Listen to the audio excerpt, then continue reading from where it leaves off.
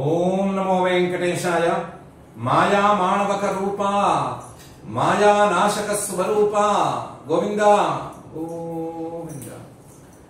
మరణజని విహారం మర్త్య జన్మాతిభానం విధిశతమఖగానం వీతదేహాభిమానం వ్రతకృతి ఫలదానం వాజిమేధాభియానం విరచిత బహుమానం వామనన్నౌమ్యమానం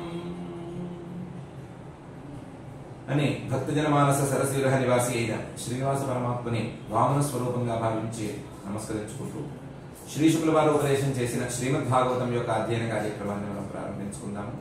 యథాప్రకారం శ్రీ గణేశ ప్రార్థనాదులతో ఈ కార్యక్రమానికి మంగళాచరణం చేసుకుందాం. శ్రీ గణేశ ప్రార్థన. అగజానన పద్మార్కం గజానన మహర్నిశం అనేకదంతం భక్తానాం ఏకదంతముపాస్మహే. శ్రీ గురు ప్రార్థన.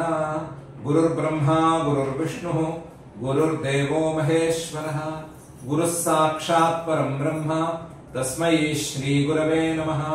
శ్రీనివాస ప్రార్థన. మంజురస్మిత భూషాయ భంజితాజ్ఞానసేతవే అంజనాద్రి నివాసాయ శ్రీనివాసాయ తే నమః. అథ సంకల్పః. అస్మాకం ఉపాత్త సమస్త దురిత క్షయ ద్వారా బుద్ధిశుద్ధ్యర్థం విద్యాభివృద్ధ్యర్థం భక్తి జ్ఞాన వైరాగ్యాది తదనుకూల సర్వసంపత్ సమృద్ధ్యర్థం శ్రీ పరమేశ్వర ప్రీత్యర్థం శ్రీమద్భాగవత పాఠం కరిష్యామహే. అస్య శ్రీమద్భాగవత స్తోత్ర మహామంత్రస్య నారద ఋషిః బృహతి ఛందః శ్రీకృష్ణః పరమాత్మా దేవత బ్రహ్మ బీజం భక్తిశక్తిః జ్ఞానవైరాగ్యే కీలకం. అస్మాకం శ్రీమద్భగవత్ ప్రసాద సిద్ధ్యర్థే పాఠే వినియోగః ధ్యానం నారాయణస్య పదయోజనయా రమణ్యాం వ్యాస ప్రసూత శుక శౌనక వాక్యగణ్యాం భేదోద్గత ప్రచుర భీతిభిదానుగుణ్యాం శాబ్దీం గతిం విదత భాగవతం సుపుణ్యాం. శ్రీ గురుభ్యో నమః. మాయావామనుడు ఆయన పుట్టుకొచ్చాడా ఆవిర్భవించాడా చెప్పడం కష్టం. అదితి గర్భంలోకి అయితే వెళ్ళాడు.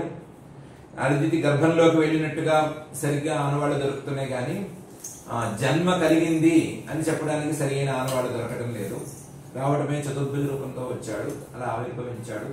వచ్చిన వాడు మళ్ళీ వామన రూపంలో మార్పు చెందాడు. ఆయనకి మొత్తం మీద సంస్కారాలన్నీ పూర్తి చేసి ఆయనకు ఉపనయనం చేశారు. ఉపనయనంలో అందరూ దేవతలందరూ వచ్చి వాళ్ళు ఇవ్వదలుచుకున్నంత ఇచ్చారు. ఉపనయన కార్యక్రమంలో వాళ్ళు కూడా పాలు పంచుకున్నారు. కశ్యప ప్రజాపతి గారు హోమాలు అవి చేసి ఉపనయన కార్యక్రమాన్ని పూర్తి చేశారు. ఈయన ఇప్పుడే ఉపనయనమైనటువంటి పరమ పవిత్రుడైన బ్రహ్మచారి అయ్యాడు లౌకిక భాషలో. ఆ తర్వాత ఏం జరిగింది అనే విషయాన్ని శ్రీ శుకుల వారు చెప్తున్నారు. శ్రుత్వాశ్వమేధైర్యజమాన మూర్జితం బలిం భృగూణాముపకల్పితైస్తతః జగామ తత్ర అఖిలసార సంభృతః భారేణ గాం సన్నమయన్ పదే పదే. ఉపనయనం అవుతూనే ఏ పిల్లలైనా సరే చదువు మీద దృష్టి పెట్టాలి. ఈయన చదువు ఏంటి, నాకేం చెప్తారు, ఏ వేదం మొదలు పెడతారు, తండ్రి చెప్తాడా, ఇంకో ఏమైనా గురువు దగ్గరికి పంపిస్తారా, పాఠశాల గురుకులమా ఇవేం అడగలేదు. ఎవరెవరు యజ్ఞాలు చేస్తున్నారు అని ఆరా తీశాడు. ఎందుకు అంటే యజ్ఞాలకు వెళ్ళాలి కదా, మనం వెళ్ళాలి కదా, ఏమన్నా తెచ్చుకోవాలి కదా అని అన్నాడు. దాంతో అందరూ ఎవరెవరు ఏమేమి యజ్ఞాలు చేస్తున్నారు అనే విషయాన్ని తెలిసిన వాళ్ళందరూ మహర్షులందరూ చెప్పారు. అందులో బలిచక్రవర్తి గారి పేరు కూడా వచ్చింది. బలిచక్రవర్తి గారు అప్పుడు శ్రుత్వా అశ్వమేధైర్ యజమానం ఊర్జితం, 100 అశ్వమేధాలు పూర్తి చేశాడో లేదా 100వ అశ్వమేధంలో ఉన్నాడో, మొత్తం మీద ఊర్జితం బాగా బలం పుంజుకుని ఉన్నాడు. యజమానం ఎప్పుడు యజ్ఞాలు చేస్తూనే ఉన్నాడు. అందులోనూ అశ్వమేధం లాంటి పెద్ద పెద్ద క్రతువులే చేస్తున్నాడు, చిన్న చిన్న యాగాలు చేయడం లేదు అని విన్నాడు. మరి ఎవరు చేయిస్తున్నారు, ఎవరు ఆయనకి ఋత్విక్కులు, ఎవరి ఋత్విక్ బలంతో ఆయన యజ్ఞాన్ని నిరాటంకంగా చేయగలుగుతున్నాడు అని ఆరా తీశాడు పిల్లవాడు. తీస్తే భృగూణాం ఉపకల్పితై, భృగువంశ బ్రాహ్మణులు ఉన్నారు, అందులో శుక్రాచార్యుడు ముందున్నాడు. ఆయన ముందుండి యజ్ఞాలను నడిపిస్తున్నాడు. మిగతా భృగువంశ బ్రాహ్మణులందరూ కూడా సహాయకులుగా ఉన్నారు. దాంతో వాళ్ళ ఆర్త్విజ్యంలో వాళ్ళు ఋత్వికులుగా ఉండగా బలంతో ఈ బలి చక్రవర్తి గారు యజ్ఞాలు చేస్తున్నాడు అని విన్నాడు. దాంతో బలిం శ్రుత్వ, మరి యజ్ఞం బాగా జరుగుతుంటే మనం అక్కడికి వెళ్ళాలి కదా అని చెప్పి తతః ఆ ఉపనయనం అయిన ప్రదేశం నుంచే జగామ అక్కడికి వెళ్ళాడు. అఖిల సార సంహృత, బలి యజ్ఞాలు చేసి బలం పుంజుకోవాలి. బలి యజ్ఞాలు చేస్తేనే ఒక్కొక్క యజ్ఞానికి కొంచెం కొంచెం కొంచెం కొంచెం బలం పుంజుకోవలసిన తీరులో ఉంటాడు. ఈయన సహజంగానే అఖిల సార సంహృత, అన్ని బలాలతోనూ నిండి ఉన్నవాడు ఈయన. కాబట్టి ఈయన ఏదో యజ్ఞం చేసో లేదో తేజస్సు తెచ్చుకునో కాస్త కొన్ని రోజుల పాటు గాయత్రి జపం చేసో తపస్సు చేసో బలం పుంజుకుని వెళ్లాల్సిన అవసరం లేదు. అఖిల సార సంహృత, అన్ని బలాలతోనూ సహజంగానే ఎప్పుడూ కూడి ఉండేవాడు. కాబట్టి అలాంటి వాడు బయలుదేరి వెళ్ళిపోయాడు. ఎక్కడికి వెళ్ళాడు? బలి చక్రవర్తి గారు యజ్ఞం చేసే చోటుకి వెళ్ళాడు. కనుక్కుని అడ్రస్ కనుక్కుని ఈయనేమో అడుగు తీసి అడుగు పెడుతుంటే భూమి గడగడలాడిపోయింది. భారేణ గాం సన్నమయం పదే పదే, అడుగడుక్కి భూమి వణికిపోతోంది, కంపించిపోతోంది. ఎందుకంటే ఈయనలోనే 14 భువనాలు ఉన్నాయి. ఆ బరువును భూమి మాత్రం ఏమో వస్తుంది పాపం. 14 భువనాలను కడుపులో దాచుకున్నవాడు పాపం. 14 భువనాల బరువు, ఇది కాక తనకున్నటువంటి సకల సారాలు, సకల గొప్పదనాలు అన్ని వీటన్నిటితో కూడిన బరువుతో ఈయన అడుగులు వేస్తుంటే భూమి కాస్తంతగా కదిలిపోయింది. అలా భూమిని కదిలిస్తూ పాపం ముద్దుగా బుడిబుడి అడుగులే వేసుకుంటూ, పొట్టివాడు అప్పుడే ఉపనయనమైన వాడు 5-6 ఏళ్ల పిల్లవాడుగా ఉన్నాడు కదా, అడుగులు వేసుకుంటూ బలి చక్రవర్తి గారి యజ్ఞం చేసే చోటుకు వెళ్ళాడు. శ్రుత్వాశ్వమేధైర్ యజమానమూర్జితం బలిం భృగూణాముపకల్పితైస్తతః జగామ తత్రాఖిల సార సంహృత భారేణ గాం సన్నమయన్ పదే పదే. అప్పటికి బలి చక్రవర్తి గారు నర్మదా తీరంలో, నర్మదా నదికి ఉత్తర తీరంలో కూర్చుని పరమ పవిత్రమైన ప్రదేశం అని దాన్ని ఎంచుకుని అక్కడ ఒక మహాయజ్ఞం చేస్తున్నాడు. ఈ అశ్వమేధైర్ని చేస్తున్నాడు అని అనుకుందాము. తం నర్మదాయాస్తట ఉత్తరే బలేః యరుత్విజస్తే భృగుకచ్చ సంజ్ఞకే ప్రవర్తయంతో భృగవః క్రతూత్తమం యచక్షతారాదుదితం యథారవిం. ఆ నర్మదా తీరానికి వెళ్ళాడు. నర్మదా తీరానికి నర్మదాయాః తటే ఉత్తరే, ఉత్తర తీరంలో, దానికి తర్వాత భృగుకచ్చం అని పేరు వచ్చింది. చాలా పవిత్రమైన ప్రదేశం అది. భృగు గారు బలి చక్రవర్తితో యజ్ఞం చేయించినటువంటి ప్రదేశం. ఆ భృగుకచ్చ సంజ్ఞకే అక్కడికి వెళ్ళాడు. వెళితే బలి చక్రవర్తి గారి యజ్ఞం నడుస్తోంది. నడుస్తుంటే ముందుగా బలి చక్రవర్తి గారు కాదు, ఋత్విక్కులు ఇన్ని చూశారు. బలేహే ఏ ఋత్విజః తే, వాడు చూశారు. ఆ బలి ఋత్విక్కులు ప్రవర్తయంతః భృగవః క్రతూత్తమం, వాళ్ళందరూ బలి చక్రవర్తి గారి ఉత్తమమైన యజ్ఞాన్ని నడిపించడంలో మునిగిపోయి ఉన్నారు. అలాంటి వాళ్ళు కూడా ఒకసారి తలెత్తి చూస్తే ఒక చిన్న పిల్లవాడు వస్తున్నాడు. యచక్షత చూశారు. అవడానికి చిన్న పిల్లవాడే గాని అప్పుడే ఉదయిస్తున్నప్పుడు సూర్యుడు ఎంత చిన్నగా ఉంటాడో అంత చిన్నగా ఉన్నాడు, ఎంత ప్రకాశవంతంగా ఉంటాడో అంత ప్రకాశవంతంగా ఉన్నాడు. ఆరాత్ ఉదితం యథారవిం. ఈ సూర్యుడు దూరంగా ఎక్కడో సముద్రంలోనో లేదా కొండల మధ్యలోనో ఉదయించడం మానేసి మన దగ్గరే ఏమైనా ఉదయించాడా అని ఒక్కసారి బెత్తరపోయారు. ఏంటిది, సూర్యుడు ఎక్కడ ఉదయిస్తున్నాడు, మన కళ్ళ ఎదురకుండా ఉదయిస్తున్నాడు అని బెత్తరపోయారు. అలాంటి తేజస్సుతో ఈయన అక్కడికి వచ్చాడు. ఈయన్ని మొదలు ఋత్విక్కులు చూశారు. తం నర్మదాయాస్తట ఉత్తరే బలేః యరుత్విజస్తే భృగుకచ్చ సంజ్ఞకే ప్రవర్తయంతో భృగవః క్రతూత్తమం యచక్షతారాదుదితం యథారవిం. తరుత్విజో యజమానః సదస్యాః హతత్విషో వామనతేజసా నృపా సూర్యః కిలాయాత్యుతవా విభావసు సనత్కుమారోథ దిదృక్షయా క్రతోః అని అనుకున్నారు. ఋత్వికులు ముందు చూశారు. తే ఋత్విజః, ఋత్వికులు చూసిన తర్వాత యజమానుడు అంటే యజ్ఞం చేసేటువంటి వాడు బలి చక్రవర్తి గారు ఆయన చూశాడు. సదస్యాహ, ఇది కాక ఆ యజ్ఞ సభా మంటపంలో ఉండేటువంటి వాళ్ళందరూ కూడా చూశారు. వాళ్ళందరూ కూడా అనుకున్నారు, మన తేజస్సులు ఈయన ముందు వెలవెలబోతాయి అని అనుకున్నారు. నిజానికి అలాగే ఉన్నాడు.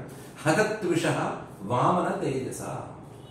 ఈయనేమో పొట్టిగా ఉన్నాడు, చిన్న పిల్లవాడుగానే ఉన్నాడు. కానీ ఈయన తేజస్సు ముందు వీళ్ళ ఎవ్వరి తేజస్సు నిలవట్లేదు. శుక్రాచార్యుడి తేజస్సుకి అతి గతి లేదు, ఋత్విక్కుల తేజస్సుకి లెక్కే లేదు, యజమాని ఈ బలి చక్రవర్తి గారి తేజస్సుకే లెక్క లేకుండా పోయింది. అలాంటి తేజస్సుతో ఉన్నాడు. హతత్విష వామన తేజస నృప. ఇప్పుడు కొంత దూరం ఆయన ముందుకు వస్తుంటే, అదేంటి సూర్యకిలాయాతి, సూర్యుడు ఏమన్నా వస్తున్నాడా అని ఆలోచించసాగారు. ఉతవా విభావసో, సూర్యుడు భూమి మీద నడుచుకుంటున్నాడు. ఇది యజ్ఞం కాబట్టి అగ్నిదేవుడే బహుశా రూపాన్ని ధరించి మన యజ్ఞాన్ని ఆశీర్వదించడానికి వస్తున్నాడా అని ఒక్కసారి వాళ్ళు కూడా అనుకున్నారు, మార్చుకున్నారు అభిప్రాయాన్ని. అగ్ని ఎక్కడొస్తాడు, మన దెబ్బకి మన ధాటికి అగ్ని పారిపోయి ఎక్కడో దాక్కున్నాడు కదా, అగ్ని వచ్చి ఉండడు. బహుశా సనత్కుమారులు వారే వెయిట్ చేస్తున్నట్టున్నారు. సనత్కుమారుడు అంటే ఆయన ఎప్పుడు 5 ఏళ్ల చిన్న పిల్లవాడిలా ఉంటాడు. ఆయన కూడా ఇలాగే పొట్టిగా ఉంటాడు, అప్పుడే ఉపనయనమైన వాళ్ళలాగా ఉంటాడు. కాబట్టి సనత్కుమారులు వారు వస్తూ ఉండాలి మనల్ని అనుగ్రహించడానికి అని వాళ్ళలో వాళ్ళే ఆలోచించుకుంటున్నారు. సనత్కుమార అథ దిదృక్షయ, మనం ఇంత ఉత్తమంగా యజ్ఞం చేస్తుంటే లేదా చేయిస్తుంటే చూడడానికి సనత్కుమారుల వారు దిగొచ్చారేమో అని కూడా ఒక క్షణం వాళ్ళు భ్రమపడ్డారు. క్రతోహో, ఈ క్రతువు యొక్క గొప్పదనం ఇది, సనత్కుమారుల వారే మనల్ని చూడడానికి వస్తున్నారు అన్నట్లుగా వాళ్ళిద్దరూ ఫీల్ అయ్యారు. తరుత్విజో యజమాన సదస్యాః హతత్విషో వామన తేజసా నృప సూర్యః కిలాయాత్ యుతవా విభావసుః సనత్కుమారోథ దిదృక్షయా క్రతోః. ఇత్థం సశిష్యేషు భృగుష్మనేకధా వితర్క్యమాణో భగవాన్ సవామనః ఛత్రం సదండం సజలం కమండలం వివేశ బిభ్రద్ధయమేధవాటం. ఈ భృగువంశ బ్రాహ్మణులు, శుక్రాచార్యులు వీళ్ళ పాపం వితర్కించుకుంటూ ఉంటే, ఏంటి సూర్యుడు వస్తున్నాడా, అగ్ని వస్తున్నాడా, లేదా సనత్ కుమారుడు వారు వస్తున్నారా అని వీళ్ళే ఊహించుకుంటూ ఉంటే, ఈ లోపల వీళ్ళ శిష్యులు వీళ్ళ చెవుల దగ్గర చేరారు. గురుగారు వస్తున్నది ఎవరండి, ఏంటండి విషయం చెప్పండి, మాకు కనిపించట్లేదండి, మాకు సరిగ్గా తెలియట్లేదండి, ఇంత తేజస్సుని మేము ఎప్పుడూ చూడలేదండి, చివరికి మీలో కూడా చూడలేదండి అని వాళ్ళు చెవులు కోరుకుతున్నారు. సశిష్యేషు భృగుషు అనేకదా, ఇంకా కూడా ఎక్కువ వాళ్ళు వికల్పాలు చేస్తున్నారు. ఎవరు వింటారండి, మీరు చెప్పండి, మీకు తెలియదా, మీకు కూడా తెలియని తేజస్సు ఉందా అని అడగటం ప్రారంభించారు. వితర్క్యమాణ, ఎవరికి తోచిన వాళ్ళు ఊహలు చేసుకుంటున్నారు, ఎవరికి తోచిన ఊహలు వాళ్ళు చేసేసుకుంటున్నారు. ఈయన భగవాన్ సవామన, వీళ్ళందరినీ మైమరిపించేటువంటి తేజస్సుతో వచ్చిన ఈ వామనుడు మాత్రం తన అడుగులు వేసుకుంటూ నిదానంగా వస్తూనే ఉన్నాడు, అడుగులు ఆపటం లేదు. దగ్గరకు వచ్చిన తర్వాత కనిపించింది వీళ్ళకి ఛత్రం సదండం సజలం కమండలం. చేతికి ఒక చిన్న గొడుగు, ఆ గొడుగుతో పాటుగా, గొడుగు కర్రతో పాటుగా ఇంకొక దండం, అదేమో మోదుగ దండం. ఛత్రం అంటే గొడుగు, గొడుగుకి ఒక కర్ర ఉండాలి కదా, ఆ గొడుగు కర్ర కాకుండా పక్కన ఇంకో కర్ర, ఛత్రం సదండం. ఇది కాక చేతిలో కమండలు, చిన్న బ్రహ్మగారి ఇచ్చిన కమండలు, ఆ కమండలులో నీళ్లున్న ఆనవాళ్లు, సజలం కమండలు. ఈ నాలుగిటితో ఛత్రము, దండము, కమండలు, కమండలులో జలము అనేటువంటి నాలుగు సామగ్రులతో అయ్యవారు ఏం చేశారు, వివేశ బిభ్రత్. ఈ నాలుగిటిని చేతిలో పట్టుకుని హయమేధవాటం వివేశ, ఆ అశ్వమేధ యాగశాలని ఆయన ప్రవేశించాడు, యాగశాలలోకి ప్రవేశించాడు. ఇత్థం సశిష్యేషు భృగుష్మనేకదా వితర్క్యమాణో భగవాన్ సవామనః ఛత్రం సదండం సజలం కమండలం వివేశ బిభ్రద్ధయమేధవాటం. మౌంజిగా మేఖలయా వీతం ఉపవీతాజినోత్తరం జటిలం వామనం విప్రం మాయా మానవకం హరి. మామూలుగా అప్పుడే ఒడిగైన పిల్లలు చాలా అందంగా ఉంటారు, చాలా అందంగా ఉంటారు. వాళ్ళ అందం చూసి ధరించాల్సిందే, ఆ ముద్దు, ఆ టేస్ట్ ఉండాల్సిందే. కాకపోతే ఈయన చాలా చాలా అందంగా ఉన్నాడు. ఎంత అందంగా ఉన్నాడంటే మౌంజిగా మేఖలయా వీతం, ముంజగడ్డితో తయారు చేసిన మేఖల, కశ్యప ప్రజాపతి గారు కట్టినటువంటి మేఖలతో ఉన్నాడు.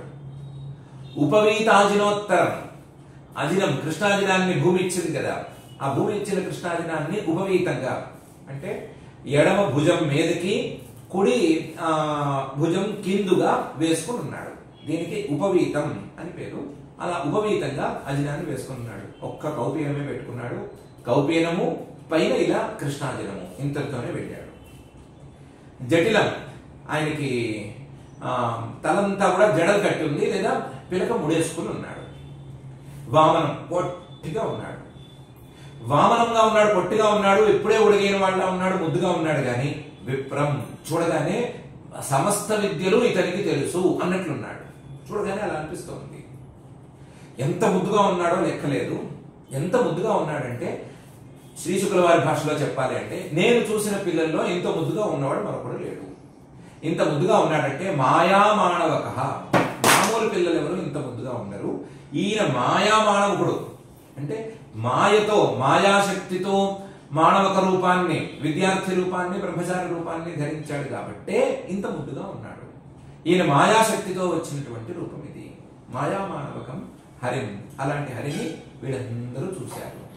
ఈయన ఎవరికి వచ్చాడు? ముద్దుగా వచ్చిన వాడిని వీళ్ళందరూ చూశారు.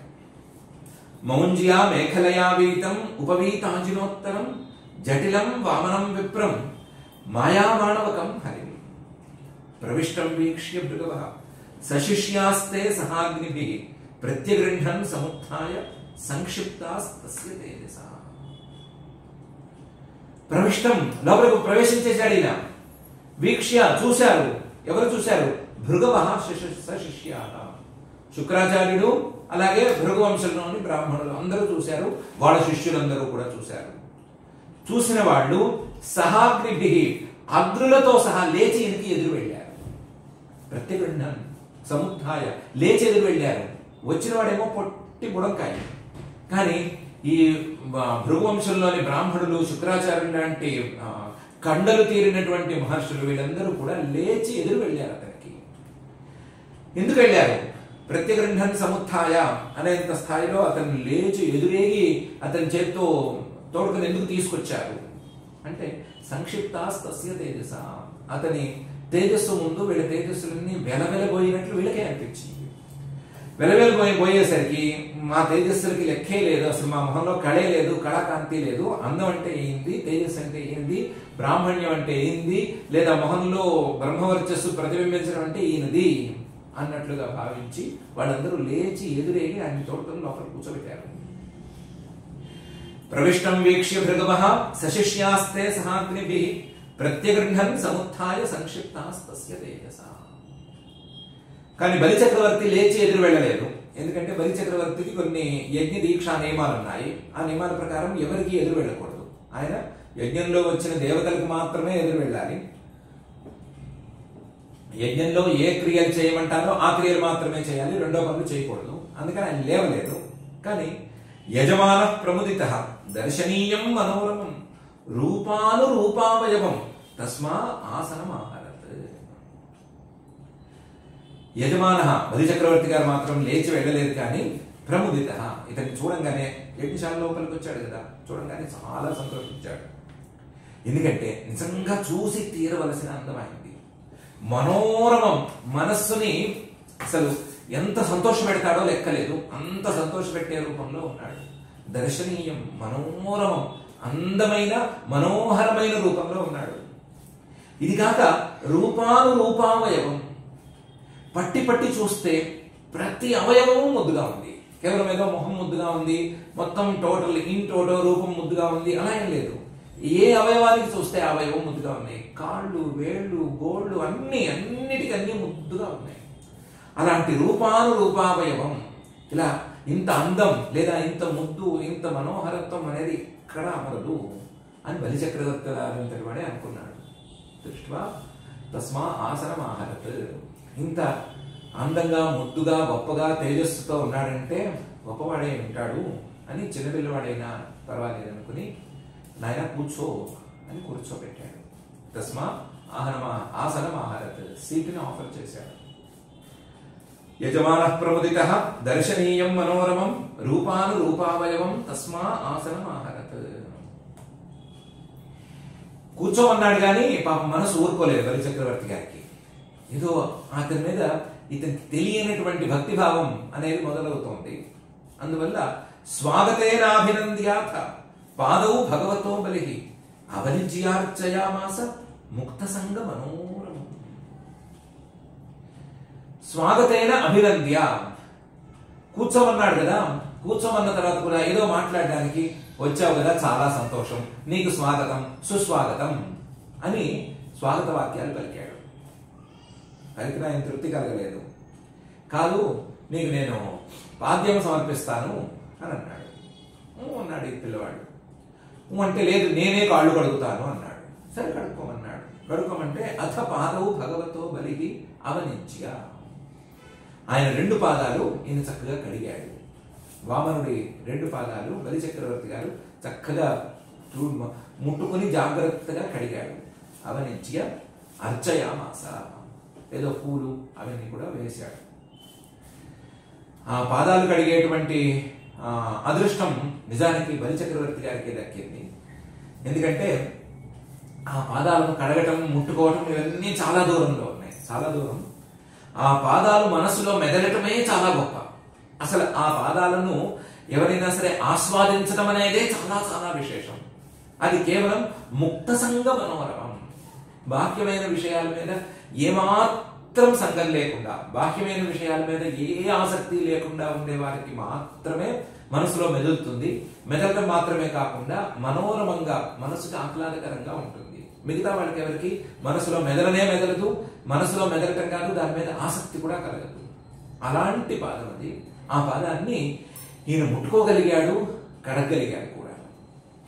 స్వాగతేనాభినంద్యాథ పాదౌ భగవతో బలిః అవనిజ్య అర్చయామాస ముక్త సంగ మనోరమం.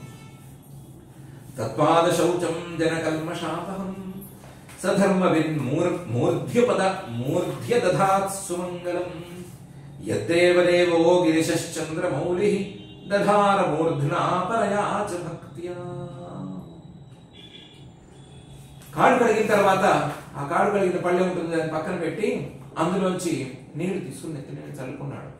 తత్పాద శౌచం, ఆయన కాళ్ళు కడిగినటువంటి నీళ్లు, పాద జలం, ఆ జలాన్ని ఇతని నెత్తి మీద చల్లుకున్నాడు.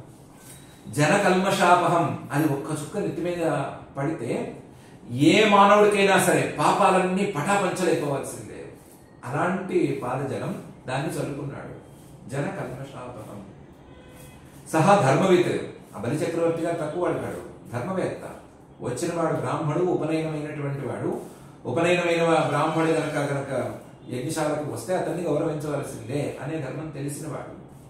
కాబట్టి ఈ పని చేశాడు. గౌరవంగా ఈ పాద జలాన్ని కూడా నెత్తిని చల్లుకున్నాడు. మూర్ధ్ని అదధాత్, నెత్తి మీద చల్లుకున్నాడు. సుమంగళం, చాలా మంగళకరమైనటువంటి ఫలితాన్ని తెచ్చిపెట్టే, తర్వాత భగవంతుడి యొక్క పాదాన్ని శిరస్సు మీద తెచ్చిపెట్టేటువంటి ఆ పాద జల శేషాన్ని నెత్తి మీద చల్లుకున్నాడు. ఆ పాదజలం ఎలాంటిది? యద్ దేవదేవ, దేవతలకే దేవుడు, దేవతలకే గౌరవనీయుడైనటువంటి గిరిశ పరమేశ్వరుడు, చంద్రమౌళిః, చంద్రుణ్ణి నెత్తి మీద పెట్టుకున్నవాడు కూడా, దధార మూర్ధ్నా పరయాచ భక్త్యా, పరమ భక్తితో ఈ పాదజలాన్ని నెత్తి మీద చల్లుకున్నాడు కదా. చంద్రుణ్ణి కూడా దాటించి చంద్రుడి తర్వాత నెత్తి మీద పడేటట్టుగా చెయ్యి పైకెత్తి మరీ చల్లుకున్నాడు కదా. అలాంటి పాదజలం ఇది. పరమేశ్వరుడే నెత్తి మీద ధరించేటువంటి పాదజలం. దాన్ని బలి చక్రవర్తి గారు అందుకుని, ఆ అవకాశాన్ని అందిపుచ్చుకుని నెత్తి మీద చల్లుకున్నాడు.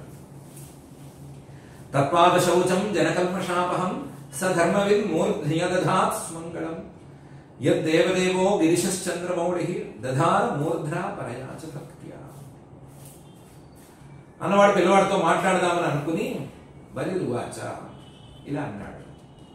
స్వాగతంతే నమస్తుభ్యం బ్రహ్మన్ కిం కరవామతే బ్రహ్మర్షీణాం తపస్ సాక్షాత్ మన్యే త్వార్య వపుర్ధరం. స్వాగతంతే, నీకు మరొకసారి స్వాగతం అయ్యా. నమస్తుభ్యం, నీకు నమస్కారం అయ్యా. బ్రహ్మన్, నా యజ్ఞవాటికి వచ్చినటువంటి ఓ బ్రాహ్మణుడా, కిం కరవామతే, నీకేం కావాలో చెప్పు, నీకు కావాల్సింది నేను చేసి పెడతాను. ఎందుకంటే నిన్ను చూస్తే నాకేమనిపిస్తోందంటే బ్రహ్మర్షీణాం తపస్ సాక్షాత్, బ్రహ్మర్షుల తాలూకు తపస్సు ఒక రూపాన్ని ధరిస్తే ఎలా ఉంటుందో అలా ఉంటున్నావు అని అనిపిస్తోంది. ఏదో మామూలు వాళ్ళ తపస్సు కాదు. మామూలు వాళ్ళ తపస్సు కానే కాదు, ఋషుల తాలూకు తపస్సు కాదు, బ్రహ్మ ఋషుల్లో కల్లా కూడా గొప్పవాళ్ళు, ఒక్కొక్కప్పుడు దేవతల కంటే కూడా గొప్పవాళ్ళు అని అనిపించుకునేటువంటి వాళ్ళు. ఆ బ్రహ్మర్షుల తాలూకు తపస్సుకి ఒక మానవ ఆకారం అనేది కనిపిస్తే ఎలా ఉంటావో అలా ఉన్నావు నువ్వు. బ్రహ్మర్షీణాం తపస్సాక్షాత్. అది కూడా ఏంటి, ఆ తపస్సే వేరే ఏమీ లేకుండా ఒక మూసలో పడిపోయి ఆ మూసలోంచి బయటకు వచ్చేసినట్టున్నావు. మన్యే త్వార్య, నిన్ను చూస్తే నన్ను గౌరవించాలని అనిపిస్తోంది నాకు.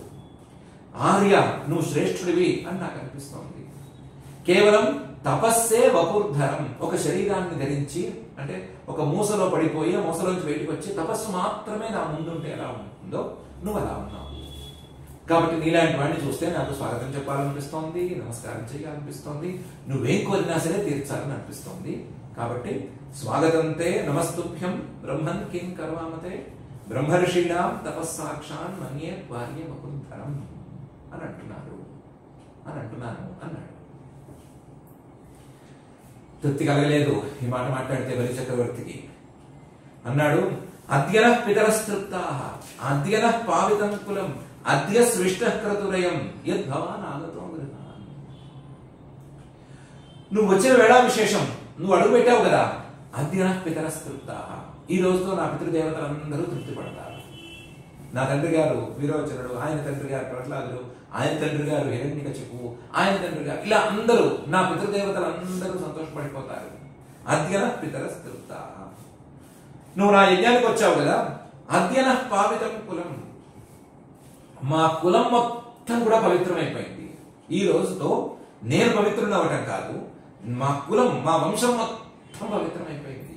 అద్యన పావితం కులం అద్య స్విష్టః క్రతురయం, ఈ రోజు ఈ యజ్ఞం బాగా జరిగింది అని నేను చెప్పుకుంటాను. ఈ రోజుతో ఈ యజ్ఞం బాగా జరిగింది. అయం స్విష్టః క్రతుః, ఈ యజ్ఞమే బాగా జరిగింది. మిగతా 99 యజ్ఞాలు సరిగ్గా జరగలేదు, లేదా అంతకుముందు నేను చేసిన యజ్ఞాలు కూడా సరిగ్గా జరగకపోలేదేమో. ఈ యజ్ఞం మాత్రం బాగా జరిగింది. ఈ యజ్ఞం కూడా ఈ రోజే బాగా జరిగింది, ఎందుకంటే ఈ రోజే నువ్వు ప్రవేశించావు. అద్య స్విష్టః క్రతురయం యద్భవాన్ ఆగతో గృహాన్. నువ్వు మా ఇంట్లో అడుగు పెట్టావు కదా, మా యజ్ఞశాలలో అడుగు పెట్టావు కదా, కాబట్టి ఈ రోజే ఇవన్నీ జరిగినాయి అని అన్నాడు.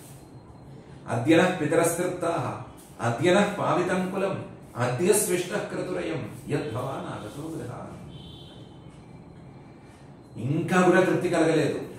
అద్యాగ్నయో మే సుహృతా యథావిధి ద్విజాత్మజత్వచ్చరణావనే జనైః హతాంహసో వార్భిర్యంచ భూరహో తథా పునీతా తనుభిః పదైస్తవ అన్నాడు. ఇంతకాలం నేను ప్రతిరోజు విడవకుండా అగ్నిహోత్రం చేస్తూ వచ్చాను కదా, అద్యాగ్నయోమే సుహృతా యథావిధి, ఈ రోజు నువ్వు వచ్చిన ఈ వేళా విశేషంలో ఇక మీద నేను అగ్నిహోత్రాలు సరిగ్గా చేశాను అని తృప్తితో ఉండొచ్చు అని నమ్మకం కలుగుతోంది. యథావిధి, ఎక్కడ నియమం తప్పకుండా నేనే అగ్నిహోత్రాలు చేసుకున్నాను, నా అగ్నిహోత్రాలు సవ్యంగా ఉన్నాయి అని నమ్మచ్చు.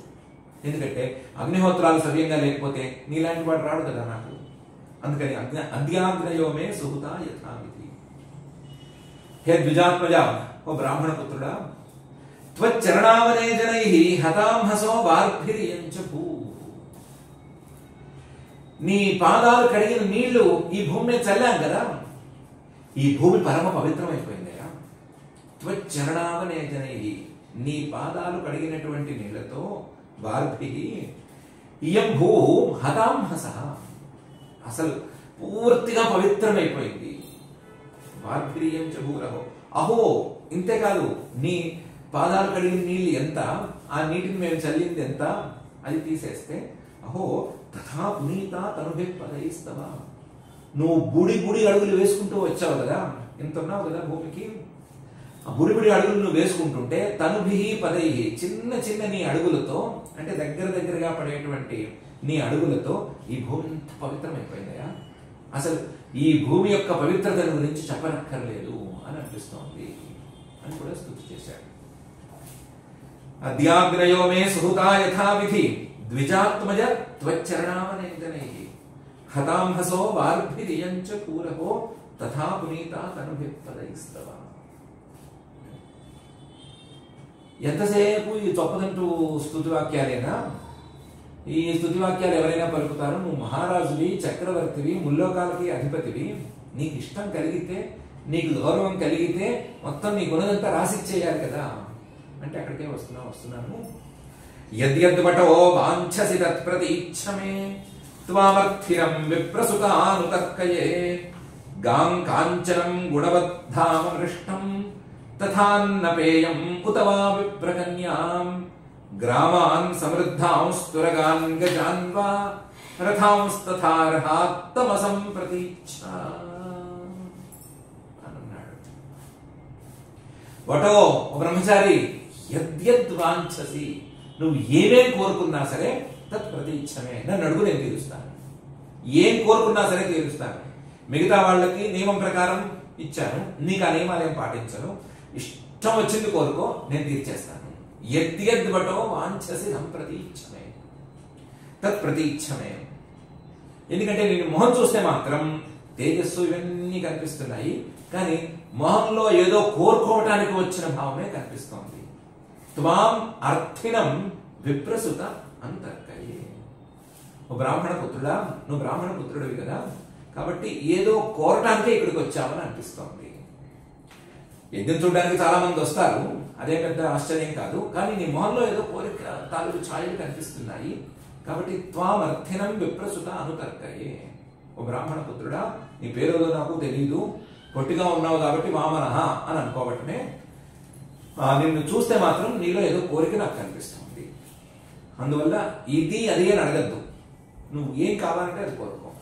గాం ఇచ్చేస్తాను. కాంచనం, కాంచనం బంగారం కావాలంటే బంగారం ఇస్తాను. గాం అంటే గోవులు కావాలంటే గోవులను ఇస్తాను, భూమి కావాలంటే భూమిని ఇస్తాను. గుణవద్ధామ, అలా కాదు మంచి ఇల్లు కట్టించు. మా తల్లిదండ్రి పూరి గుడిసెల్లో ఉంటున్నారు, వాళ్ళకి అసలు ఇల్లు అనే ధ్యాస లేకుండా ఉంది, నాకేదో ఇంట్లో మంచి విల్లాలో ఉండాలని ఉంది అంటావా? గుణవద్ధామ కట్టిస్తాను.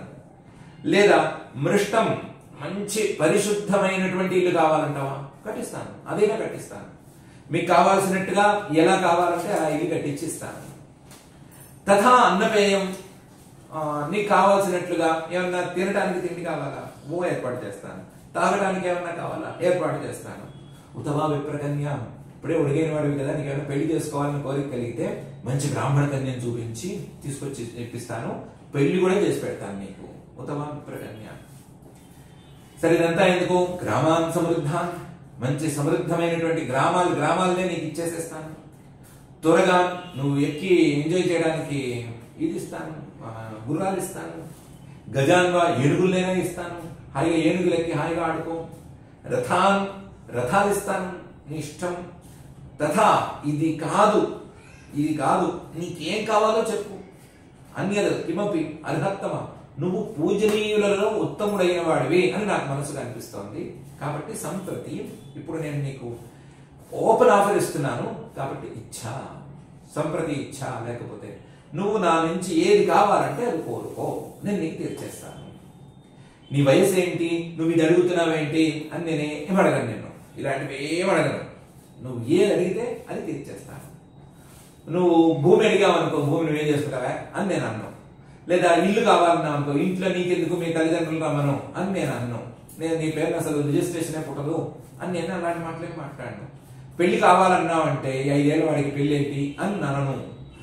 అలాగే రథాలు కావాలన్నా, గుర్రాలు కావాలన్నా, ఏనుగులు కావాలన్నా, ఏం కావాలన్నా సరే, చివరికి గ్రామాలకు అధికారం కావాలన్నా సరే, నేను దాని మీద ఏ ఆక్షేపణ పెట్టను. నువ్వు అడుగు, నేను ఇచ్చేస్తాను అని అన్నాడు. యద్యద్వటో వాంఛసి తత్ప్రతీచ్ఛమే త్వామర్థినం విప్రసుతానుతర్కయే గాం కాంచనం గుణవద్ధామ మృష్టం తథాన్నపేయం ఉతవా విప్రకన్యాం గ్రామాన్ సమృద్ధాం స్తురగాన్ గజాన్ వా రథాంస్తథార్హాత్తమ సంప్రతీచ్ఛ అని అన్నాడు. ఈ శ్లోకంతో 32 శ్లోకాలున్న బలి వామన సంవాదంలో, వామన ప్రాదుర్భావం అనేటువంటి మహాప్రకరణంలో బలి వామన సంవాదం అనే పేరు కలిగిన 18వ అధ్యాయం పూర్తయింది. ఈ 8వ స్కంధంలోని 18వ అధ్యాయంలో వామన అవతారము, ఆ అవతార సమయంలో జరిగినటువంటి విశేషాలు, ఆ విశేషాలతో పాటుగా ఆయన చతుర్భుజమూర్తిగా వచ్చి వామన రూపంలో మారిపోవటము, తర్వాత ఆయనకి ఉపనయనం లాంటి సంస్కారాలు చేయడానికి మహర్షులు వాళ్ళందరూ పూనుకోవటము, ఆ ఉపనయన సంస్కారానికి దేవతల వాళ్ళందరూ వచ్చి తలా ఒకటి సమర్పించుకోవటము, ఆ ఉపనయన సంస్కారం పూర్తయిన తర్వాత ఈయన బలి చక్రవర్తి గారి అశ్వమేధ యాగశాలకి వెళ్ళటము, అక్కడ భృగువు ఆయన భృగువంశజులైనటువంటి బ్రాహ్మణులు, శుక్రాచార్యుడు వాళ్ళ శిష్యులు, బలి చక్రవర్తి వీళ్ళందరూ ఈయన తేజస్సుకి ఫ్లాట్ అయిపోవటము, ఈయన్ని కూర్చోబెట్టి ఆ యజ్ఞశాలలో ఈయన పాదాలన్నింటినీ కడిగి ఆ నీళ్లు నెత్తిని చల్లుకొని బలి చక్రవర్తి గారు నీకేం కావాలో కోరుకో అని నేను తీరుస్తాను అనడము అనేటువంటి ప్రధానమైన అంశాలు ఉన్నాయి. ఇందులో మనం కొంచెం అలౌకికమైనటువంటి పరమాత్మ యొక్క మాయా రూపాన్ని వర్ణించుకుంటున్నాం కాబట్టి ఆ అద్భుతం అనే దీంట్లో మనం పడిపోయాం. కానీ ఎంత యజ్ఞం చేస్తున్నా, ఎంత గొప్ప క్రతువులు చేస్తున్నా సరే గౌరవించవలసిన వాళ్ళు వచ్చినప్పుడు గౌరవం చేయటం అనేది మర్చిపోకుండా ఎలా ఉండాలి అనే విషయాన్ని బలి చక్రవర్తి గారి యొక్క ఆచరణతో శ్రీ శుక్రవారం మనకి చూపిస్తున్నారు. 99 అశ్వమేధాలు అయ్యి 100వ అశ్వమేధం చేస్తున్నా, లేదా అది కూడా దాటిపోయిందో ఏమో సంఖ్య గురించి మనకి తెలియదు. అలాంటి ముల్లోకాలకు అధిపతి అయినటువంటి బలి చక్రవర్తి కూడా యజ్ఞ సమయంలో ఇంతటి బటువు వచ్చేసరికి అన్నీ మర్చిపోయి ఆయన కాళ్ళు కడిగి నెత్తిని నీళ్లు చల్లుకుని నీకు కావాల్సింది ఏదో నేను తీరుస్తాను అని వినయంగా అంటున్నాడు. అంటే ఇప్పటికి ఇంకా వినయంగానే ఉన్నాడు, కాస్త ఒక్క అడుగు పోతేనే ఇతని గర్వం రావాలి. వినయంగా అంటున్నాడు అంటే ఆ వినయంగా ఉండటం అనేది ఎంత అవసరము, ఎప్పటికప్పుడు నియమాలను అనుసరించడం అనేది ఎంత అవసరము అని మనం అర్థం చేసుకోవాలి. మనసులో రకరకాల సందేహాలు ఉన్నాయి. మనకంటే గొప్పవాళ్ళు ఇంకోళ్ళు ఉన్నారా, ఎవరైనా వస్తే మనం లేచి నుంచోవాలా, లేదా ఫలానా వాళ్ళని గౌరవించాలా, ఎందుకు గౌరవించాలి, నేనేం తక్కువ వాళ్ళేం ఎక్కువ అనే రకరకాల ప్రశ్నలు లోపల ఉన్నాయి. అందరికీ ఉన్నాయి, ఒకరికి కాదు, ఒక రకంగా కాదు, అన్నీ ఉన్నాయి. కానీ వాటన్నిటినీ దాటి వినయాన్ని, నియమాలని మనం పాటించవలసిన అవసరం ఉంది అని ఈ సందర్భంగా శ్రీ శుక్రవారు మనకి చెప్తున్నారు అనే విషయాన్ని మనం గమనించుకోవాలి. ఆ మాయావామన రూపాన్ని ఎన్ని రకాలుగా చెప్పుకున్నా అదేం తనివి తీరదు, మనసు ఊరుకోదు, మనసు నిండదు, తృప్తి అనేది కలగదు. దీని వర్ణన అని చేసిన వాళ్ళందరూ ఉన్నారు. ఆ వర్ణనే మనం అక్కడైనా చూసుకోవచ్చు, లేదా క్రమక్రమంగా ఇంకో చోట ఎక్కడైనా మనం వెతుక్కోవచ్చు. ఆ మాయావామన రూపాన్ని మనకి చేతనైనంత రీతిలో మనం ఇమాజిన్ చేసుకుంటూ ఈ నియమాలని వీటిని మాత్రం మనసులో ఉంచుకుంటూ మనం సవ్యంగా నడుచుకోవడం ఎట్లా అనే విషయం మీద మనం కొత్త ప్రయత్నం చేసుకుందాము. మనకి మనసులో ఆ మాయావామన రూపం పూర్తిగా నిలిచిపోయేలాగా అనుగ్రహించమని, అలాగే మనసులో ఇలాంటి వినయాలు, నియమాలు ఇవన్నీ అలవడేటట్టు చూడమని ఆ భక్తజన మానస సరసీవ నివాసి అయిన శ్రీనివాస పరమాత్మని భక్తిగా ప్రార్థించుకుందాము. శ్లోకాలు తక్కువగా ఉన్నాయి, వివరణ తక్కువగా తొందరగా అయిపోయింది కాబట్టి కొంచెం తొందరగానైనా సరే ఎప్పుడైనా అవకాశం దొరికింది కాబట్టి తొందరగా పారాయణ కార్యక్రమం చేసుకుందాం. అథ శ్రీమద్భాగవతే పారమహంస్యాం సంహితాయాం అష్టమ స్కంధే అష్టాదశాధ్యాయే శ్లోకాః శ్రుత్వాశ్వమేధైర్యజమానమూర్జితం బలిం భృగూణాముపకల్పితైస్తతః జగామ తత్రాఖిలసార సంహృతః భారేణ గాం సన్నమయన్ పదే పదే సనర్మదాయాస్తట ఉత్తరే బలేః యర్త్విజస్తే భృగుకచ్ఛ సంజ్ఞకే ప్రవర్తయంతో భృగవః క్రతూత్తమం వ్యచక్షతారాదుదితం యథారవిం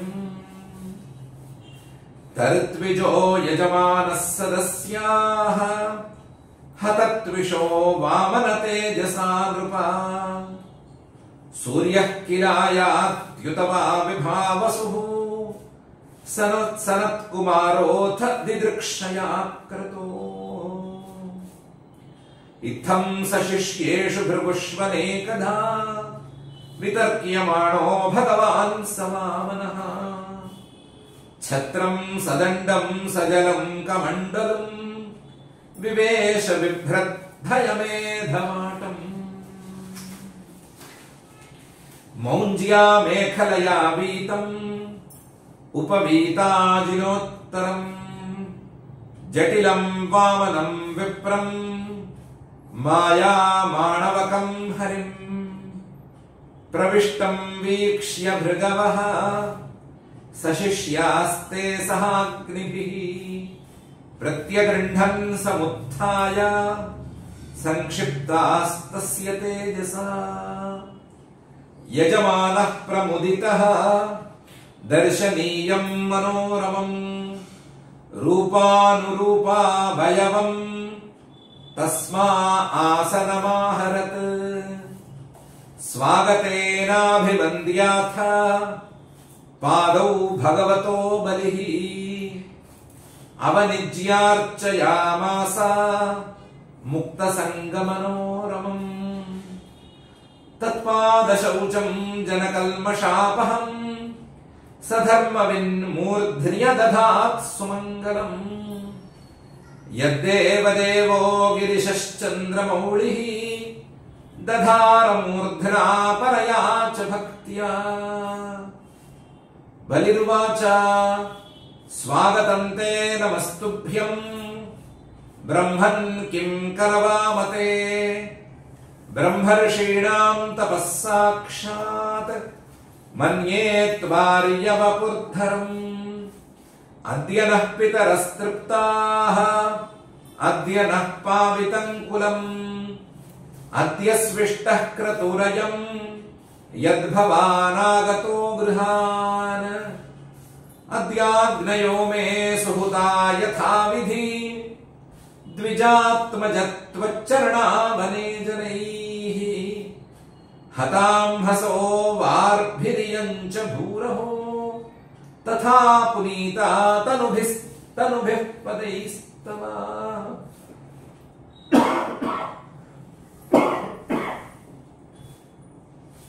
यद्यद्वटो वाञ्छसि तत्प्रतीच्छ मे त्वामर्थिनं विप्रसुतानुतर्कये गां काञ्चनं गुणवद्धाममृष्टं तथान्नपेयम् उत वा विप्रकन्याम् ग्रामान् समृद्धांस्तुरगान् गजान् वा रथांस्तथार्हात्तमसम्प्रतीच्छ इति श्रीमद्भागवते पारमहंस्यां संहितायाम् अष्टमस्कन्धे वामन प्रादुर्भावे बलिवामन संवादे अष्टादशोऽध्यायः। अथ क्षमा प्रार्थना यदक्षरपदभ्रष्टं मात्राहीनं तु यद्भवेत् तत्सर्वं क्षम्यतां देव नारायण नमोऽस्तुते। अथ भगवत्समर्पणम् कायेन वाचा मनसेन्द्रियैर्वा बुद्ध्यात्मना वा प्रकृते स्वभावात् करोमि यद्यत् सकलं परस्मै नारायणायेति समर्पयामि। अथ लोकक्षेम प्रार्थना सर्वे भवन्तु सुखिनः सर्वे सन्तु निरामयाः सर्वे भद्राणि पश्यन्तु मा कश्चित् दुःखभाग् भवेत्। अथ मङ्गलम् श्रियः कान्ताय कल्याण निधये निधयेऽर्थिनाम् श्रीवेङ्कटनिवासाय श्रीनिवासाय मङ्गलम्।